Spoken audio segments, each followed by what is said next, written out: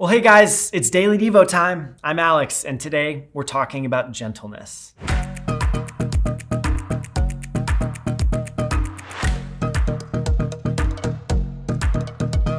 It says in Galatians, but the fruit of the Spirit is love, joy, peace, patience, kindness, goodness, faithfulness, and gentleness. What comes to mind when you think of gentleness? Think on that for a moment. A common misconception is that gentleness means passivity or weakness.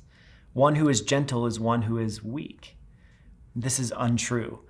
The opposite is much more true. Gentleness requires self-control and patience, an active concentration and sense of humility.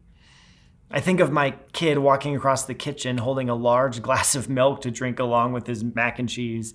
I look at my son hold that glass of milk so tightly and walk so slowly across the kitchen as I say, gentle, gentle, gentle.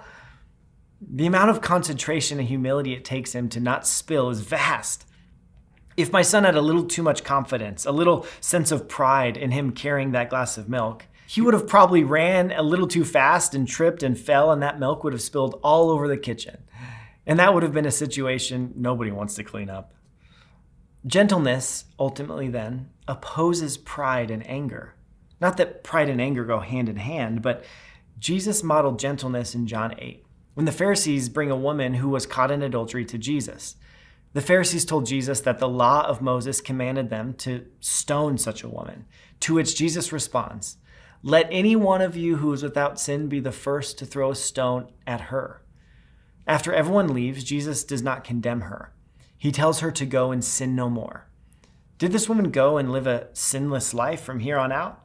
Probably not, but when she came face to face with a gentle Savior who looked at her not because of her problems, but because of her potential, her life shifted and changed forever. Anger should have won the day, and typically did. I mean, this woman would have been stoned to death. But Jesus had compassion on this woman and models for us gentleness. We are certainly not Jesus, but I do think that gentleness has the ability to change anyone's circumstance that comes in contact with us. In meetings, driving in your car, with a waiter or waitress who might have gotten your order wrong. When we exercise gentleness, it shifts the perspective of the people we are around. Gentleness calls us to act differently in situations where other emotions should prevail, much like we saw in Jesus. If you're struggling with a gentle spirit today, first pray for the Holy Spirit to give you gentleness. After all, it is a fruit of the Spirit. But maybe another thing you could do is remind yourself how our Savior Jesus has been gentle with you. He does not force himself into your situation. He does not speak angrily or like an angry parent awaiting for you to give you consequences because you stayed out too late. But he meets you today with gentleness, and praise Jesus for that. Maybe that can motivate you to latch onto the Holy Spirit today and walk in gentleness.